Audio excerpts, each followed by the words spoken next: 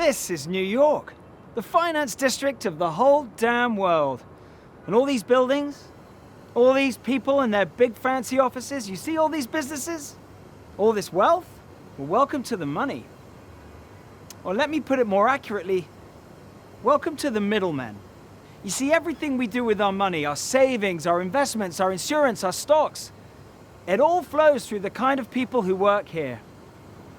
It's been happening for centuries. I mean, ever since money was invented, there's been a middleman taking his cut. Until now. And that's because the financial sector is finally catching up with the rest of the world. It's going digital. You remember how the same thing happened to the music industry? Almost overnight, CDs became obsolete and record companies had to completely reinvent their business models. The whole music sector was reinvented. Everything changed. And the same digital revolution has happened to the way we shop, the way we read, the way we learn languages, the way we hold meetings, the way we watch television. In fact, pretty much everything has been changed by digital technology. Well, right now, it's finally happening to finance. Yeah, finance is joining the 21st century. Now, I'm not talking about cryptocurrencies. They're interesting, but it's a whole other thing. I'm talking about the system itself. The very way in which the finance industry works. Until now, it's been centralized through institutions like banks and brokers. We had no choice. We always had to go through those middlemen. But now, we're going to decentralize finance, DeFi. Now, DeFi just means financial services that use smart contracts. And a smart contract is simply a computer code that verifies and enforces a contract digitally without the need for third parties. You don't need intermediaries like a bank or a lawyer. It uses software instead. It's all about using digital technology to cut out the fat in the existing system. Obviously, once you've got this kind of software in place, the whole game changes. In fact, a whole world of applications has been developed that allow people to lend or borrow funds, speculate on price movements on a whole bunch of assets, trade cryptocurrencies, insure against risk, and even earn interest on savings accounts. And all of that without any of these guys. Not a bank or a lawyer or a broker in sight. So no need for expensive offices paid for with your money. Instead, DeFi is built on blockchain technology, mostly Ethereum. Now at this point you might be rolling your eyes, but wait a minute. This stuff is big. Right now, there's 36 billion locked in decentralized finance and 5 billion in loans. It's not some nerdy niche thing that's going on in basements of Silicon Valley. It's everywhere. And right now, the whole DeFi space is exploding. But what else do you think is going to happen when you bring money and the digital revolution together? In just 3 years, the DeFi space has grown exponentially because, of course, as soon as you get one application, somebody builds another one that connects with it, and then another one, and then another one, and before you know it, you got a whole damned ecosystem. And it's that network effect, it's what lies at the heart of this digital revolution. It just grows and grows with compounding innovation, and it's only just started. Most people think that the next 2 to 3 years are going to be the tipping point. So yes, my friend, this is one of those moments, one of those times in history when you were there. A time when the future was laid out before you and it all seems so obvious. Like the moment when Steve Jobs dropped the iPhone and everyone just knew that mobiles were never going to be the same again. So how'd you get in on this? How can you make money from it?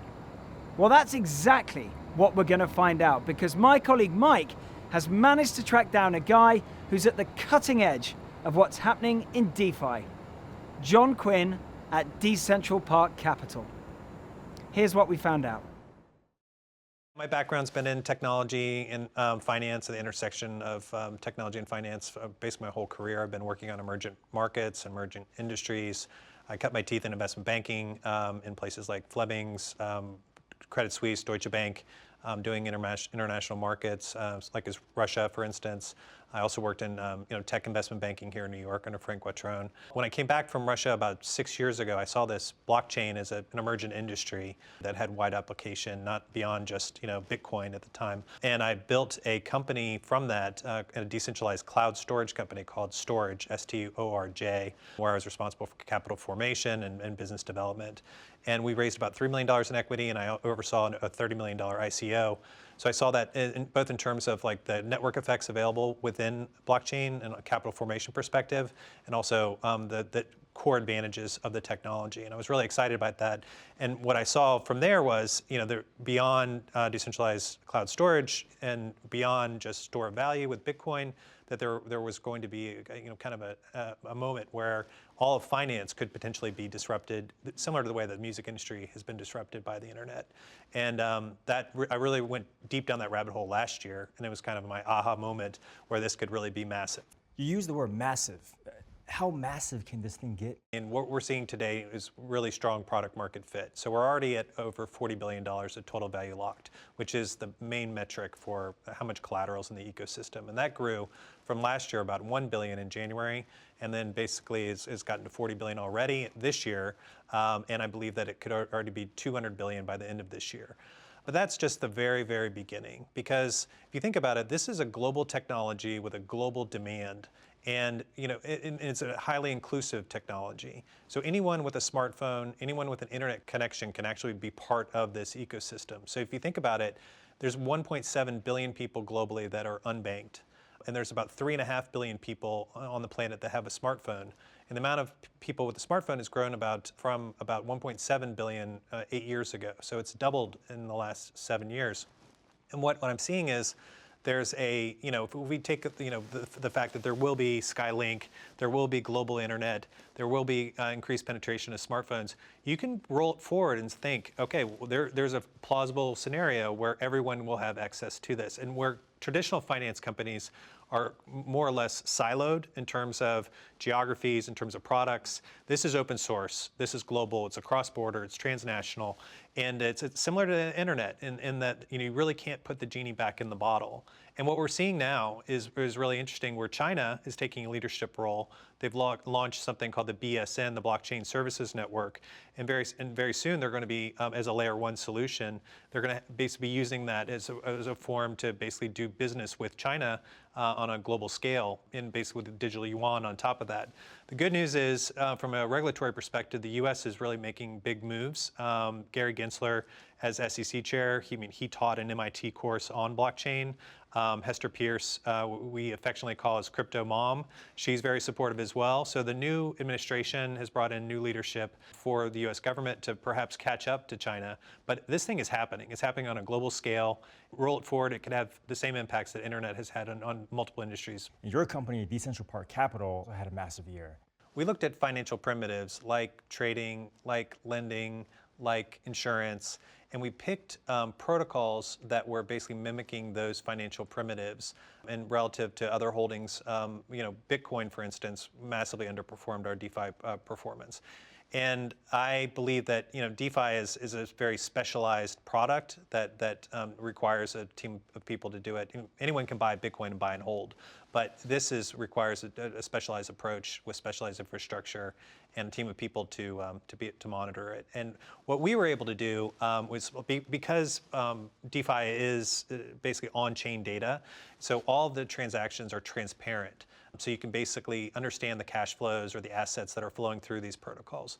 And so we have a proprietary technology which enables us to ingest that on-chain data and then do an overlay of traditional financial methodologies in order to value those protocols. And from that, we basically screen different protocols on their fair market value and relative to price. And we were, I think, basically perhaps the first people to apply that approach. And we've now done that at scale with a lot more names in it. And so this enables us, because there's 8,000 tokens out there, and it enables us to surface to the top ones that might be interesting, that have growth profiles that would demand higher prices. So that's basically leveraging technology to basically surface these opportunities.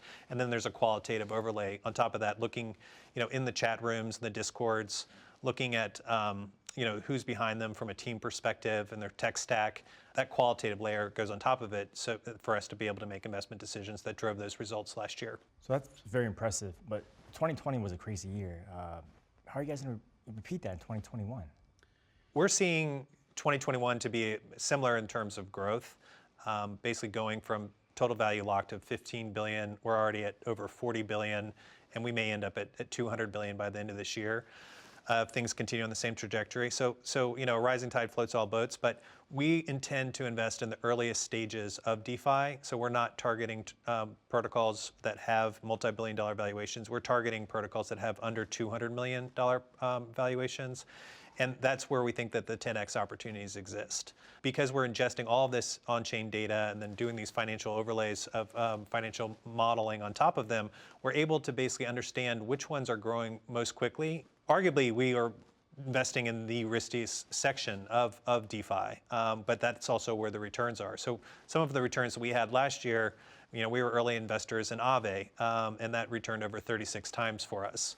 So then Aave is a lending protocol, and in a world devoid of yield, part of our thesis was that people would seek out yield using Aave, and that turned out to be correct. So again, our goal is really to identify the emergent opportunities that offer the 10x plus returns over the next 24 months. So with an influx of capital into crypto, how are you guys maintaining your edge? DeFi as an ecosystem represents about 8% of the total market cap of crypto, which is now over $1 trillion, $1.5 trillion. And so, that's grown from less than 1% last year. What we could see is not only DeFi grow as a percentage of crypto, but the total crypto market cap to also increase so that be a larger slice of a bigger pie. But, we're very focused in basically ingesting this on-chain data that before things really hit exchanges like Coinbase, before Binance even really gets a look at it. So we're basically targeting 6 to 12 months before those opportunities. So a lot of the money is really coming in through centralized exchanges, and what we're using are DEXs, things like decentralized exchanges like Uniswap and SushiSwap. And we've built proprietary technologies and tooling that enables us to do things like TWAP and VWAP to basically get in and out of these relatively illiquid positions that maybe trade $1 million, $2 million bucks a day. When not only on the research have we scaled up to be able to identify things, but also in the sales and trading perspective, we're able to go in and speak with OTC desks. We leverage the technology we have in order to basically get in and get out of these relatively illiquid tokens. And hopefully they build up and eventually get listed on a Coinbase or a Binance, and then exit into a lot of liquidity at much higher levels. So this is all very exciting, and it definitely feels like a very special moment in time. How can regular investors get in on this action?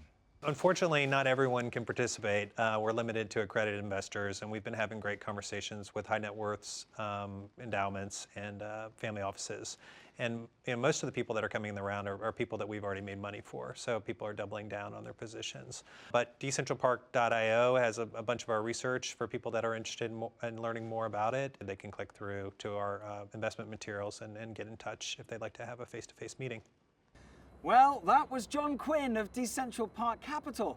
Now, I can't help feeling that we are at a turning point, and Lord knows the world of finance needs disrupting. There are very few times in life where you get to see an entire industry get revolutionized right before your eyes, and even fewer when you have the chance to invest and be a part of those early stages. You see, massive change like this creates asymmetric opportunities, and your returns can go parabolic. Decentral Park Capital seem to be right in the middle of all this. They are one to follow.